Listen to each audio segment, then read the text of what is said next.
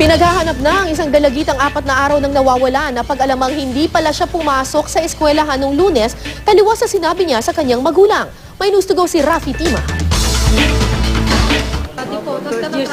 Nitong Lunes ng umaga, masaya pa umunong nagpaalam si Erica sa kanyang ina para pumasok sa eskwela.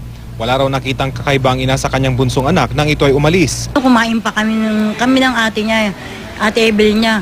Tapos sasayaw-sayaw pa siya, masaya pa. Kaya hindi ko pinagalitan yan eh. Kaya nagtataka ako ba't niya ginawa yun. Pero inabot na ng gabi, hindi pa raw ito umuwi. Nang kanilang puntahan ng eskwelahan sa Tondo, Maynila kinabukasan, dito nila nalaman na hindi pala ito pumasok. Agad sila nag-report sa barangay at nagpa-blotter sa pulisya. Wala naman daw dahilan si Erica para maglayas. Pero nang kausapin ng isa sa kanyang mga kaklase, dito na sila nagduda. Kwento daw po nung nakaraang linggo, bago siya mawala, na parang may magbibigay daw po ng cellphone, yung katext niya daw po.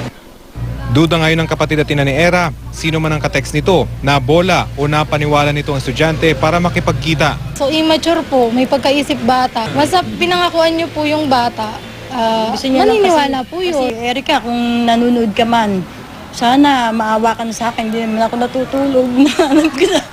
Hanap ka na. Anak, umuwi ka na. Kasi naman yung tumukog sa anak ko. Pauwi niyo ni anak ko. Wala raw alam ang pamilya ni Erica kung may kasintahan ito. Pero sabi ng isang kaklase, ang alam nila, may boyfriend si Erica. Bukod sa mga kaanak ni Erica, alalang-alala rin ng class advisor ng bata. Hindi naman daw sila nagkukulang sa pagpapaalala na huwag basta-basta makipagkita sa mga di kilala, lalo na yung mga nakilala lang sa text. Isa pong factor kasi pag bunso yung bata, iba po yung way ng pagpapalaki ng parents.